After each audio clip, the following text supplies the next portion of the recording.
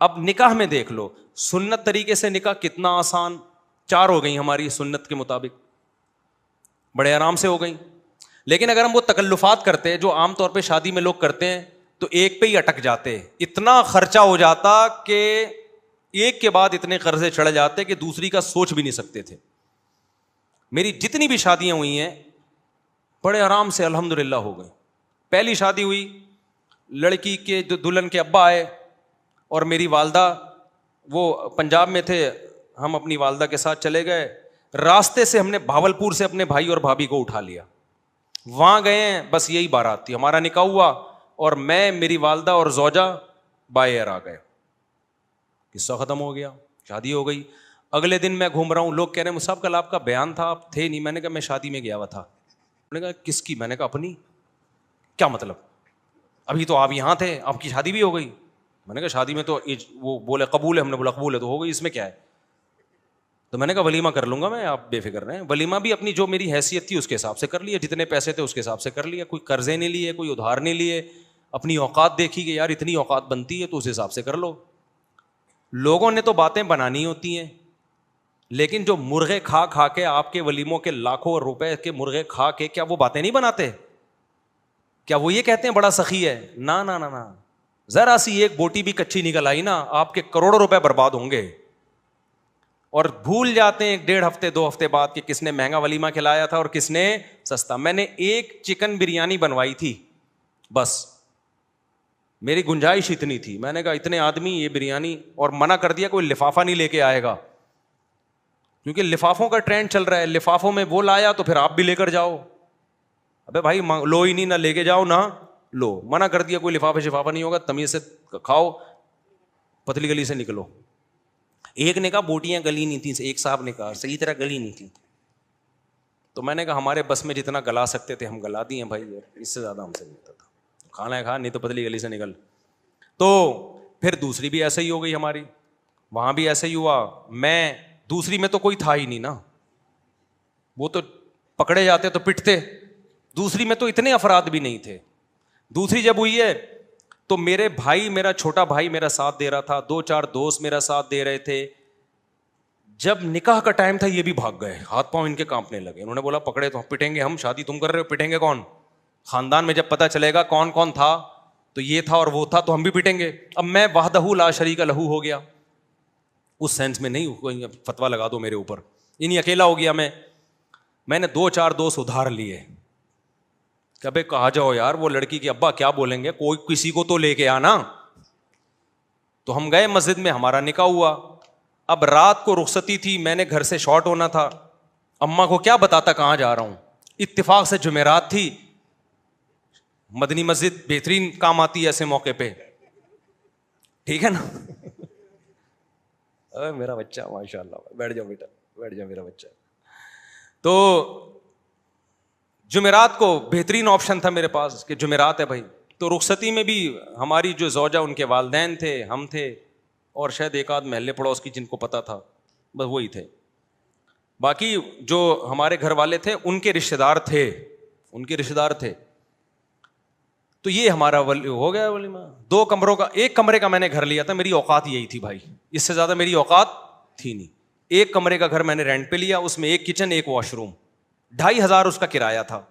میں نے بتا دیا سسرال کو فی الحال میری یہی اوقات ہے بھائی, اگر آپ نے بھیجنا ہے تو اسی میں رہ لیں, جب اللہ تھوڑا آمدن اچھی کر دے گا تو ذرا اچھا گھر لے لیں گے. ان کو بھی اللہ نے شعور دیا تھا, انہوں نے کہا بھائی اچھا رشتہ, ان کے خیال میں اچھا رشتہ تھا, چلو بھائی اللہ مدد, توکل کیا اللہ پہ, تو ہماری شادی ہو گئی. جیسے جیسے بچے ہوتے گئے اللہ تعالیٰ مالی وسعت بھی دیتا چلا جاتا ہے.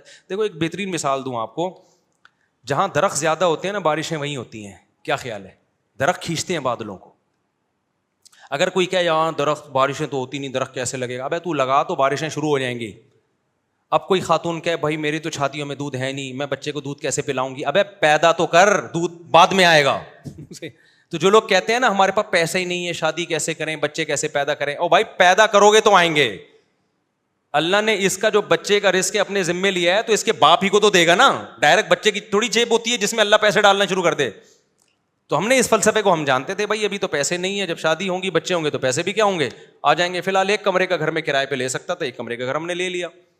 جس کی میں دیوار میں نا کیل ٹھوک رہا گھڑی لگا رہا تھا, تو مالک مکان پڑوس میں رہتی تھی, اس نے کہا دیواروں کا بیڑا غرق کر رہے ہیں. اس کو پتہ نہیں تھا مجھے آواز آ رہی ہے, مجھے ابھی تک یاد ہے, دیواروں کا بیڑا غرق کر رہے ہیں یہ لوگ. ویسے وہ میرا بڑا احترام کرتی تھی جی, مولانا صاحب ہیں, بڑا عزت دیتی تھی مجھے, وہ مالک مکان خاتون تھیں, اللہ کرے کہ وہ حیات ہوں, اللہ ان کی برکت دے, اور اگر انتقال ہو گیا تو اللہ مغفرت کرے. تو بڑا عزت دیتی تھی نا مجھے, مولوی صاحب ہیں ماشاء اللہ. ان کو نہیں میں نے بتایا تھا میری دوسری ہے, ورنہ کرائے پہ گھر ہی نہیں دیتے.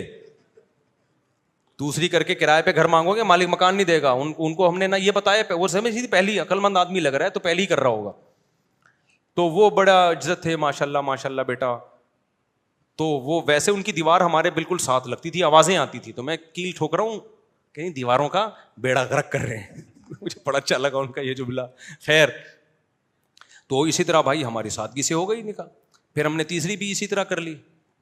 وہ کیسے ہوئی تھی ابھی مجھے ساری شادیاں یاد نہیں ہیں کہ پوری ڈیٹیل, وہ بھی ایسے ہی ہوئی تھی, بلکہ وہ تو اتنی آسان ہوئی تھی. ہم بیٹھے ہوئے تھے تو جو ہماری زوجہ ان کے گھر والے تھے انہوں نے کہا کہ بھائی کیا خیال ہے, پھر مجھے پورا جو ہے نا معلومات لیں کیا آمدن ہے. میں نے کہا بھائی یہ ہماری آمدن یہ ہے ٹوٹل یہ ہے, تو اسی میں 2 ہیں تو اور چل ہی رہا ہے اللہ کا شکر ہے. تو انہوں نے کہا بھائی بندہ, ان کا خیال تھا بندہ صاف بات کر رہا ہے, کوئی 2 نمبری نہیں ہے. تو وہ علماء کا خاندان تھا. وہ کون تھے؟ وہ علماء تھے. تو جب بات طے ہو گئی انہوں نے کہا ہمیں قبول ہے, تو میں جب اٹھ کے جانے لگا تو انہوں نے کہا کہ بھائی ہم مولانا لوگ ہیں, ہم لوگوں سے کہتے ہیں کہ نکاح سادگی سے کرو, آسان بناؤ, تو اب یہ کیا کہ 6 مہینے بعد نکاح ہوگا اور یہ ہوگا. بس جب بندہ پسند ہے نا سب کو, انہوں نے کہا ہاں بھائی نکاح پڑھاؤ یار. میں ایک سول ڈریس میں تھا, یعنی ویسے جب بھی میری شادی ہوئی ہے سفید کپڑے نیل لگا کے, پگڑی نیل لگا کے, اتنا اہتمام میں نے کیا. یہی ہولیے میں گیا ہوں, کبھی کوئی اچکن شیروانی الگ سے, سینڈل الگ سے, ٹوپی پگڑی میں نے جب بھی شادی ہوئی ہے خریدے نہیں ہے. لیکن اس دفعہ تو میں اس ڈریس میں بھی نہیں تھا. تو انہوں نے کہا نکاح پڑھاؤ. میں نے کہا قبول ہے بھائی پڑھا دو یار, ہمیں تو, مجھے تو بہت اچھا لگا یہ جملہ سن کے. تو پھر وہ ہوا کہ انہوں نے وہی مولوی صاحب ان کو بلایا, بھائی ادھر آؤ. اچھا, وہ جن مولوی صاحب کو بلایا نا, وہ بڑا دلچسپ واقعہ ہے. وہ جن مولوی صاحب کو بلایا ان سے میری 3-4 سال پہلے, یعنی یہ شادی جو ابھی ہونے جا رہی تھی اس سے 3-4 سال پہلے بحث ہوئی تھی 2-3 شادیوں پر. وہ تبلیغی جماعت کے تھے. اب پورا نہیں بتاؤں گا میں کون تھے, وہ چھوڑو, پھر وہ آپ سمجھ جائیں گے, مناسب نہیں ہے. میری بڑی بحث ہو رہی تھی کہ اس زمانے میں 3 شادیاں کرنی چاہیے. وہ کہہ رہے تھے نہیں 1 کرنی چاہیے. اس پہ بڑی ہماری نا 1 گھنٹہ ڈیبیٹ ہوئی کہ نہیں 2 نہیں کرنی چاہیے. کیا ہوا, فون کر کے جب بلایا نا تو وہی نکلے. ابے انہیں کہا تیری شادی ہو رہی ہے ہمارے ہی خاندان میں. ابے تو بڑا ہوشیار نکلا, ہمیں سمجھا رہا تھا اور ہمارے خاندان میں گھس گیا. پھر بڑا خوش ہوئے, بڑی شاباش دی. خیر نکاح پڑھایا انہوں نے. میں سمجھا پا رہا ہوں اپنی بات. تو ہر شادی ہماری اسی طرح ہوئی ہے. تو اس طرح سے 4 ہو سکتی ہیں جس طرح سے آپ لوگ کر سکتے ہو. ایک شادی کمر توڑ دیتی ہے آپ کی, اس میں اتنا خرچہ, قرضے چڑھ جاتے ہیں آپ کے اوپر, پھر اس کے بعد آپ پہلے ان قرضوں کو اتارنے میں اتنا ٹائم لگتا ہے, پھر آپ کی جوانی کا بہترین حصہ وہ سارا ضائع ہو جاتا ہے, جو پیسہ آپ بچا کے کسی اور اچھے کام میں استعمال کر سکتے تھے. لوگ کہتے ہیں اچھا رشتہ نہیں ملتا ہمیں اس کے بغیر. اور بھائی بہت سے لوگ اچھے ہیں, آپ کو فری میں بھی مل جائیں گے. وہ سمجھ رہے ہو کہ نہیں سمجھ رہے, یعنی اچھے خاندان کے لوگ ہیں جن کو اچھا بندہ چاہیے ہوتا ہے تو وہ مل جاتا ہے ان کو.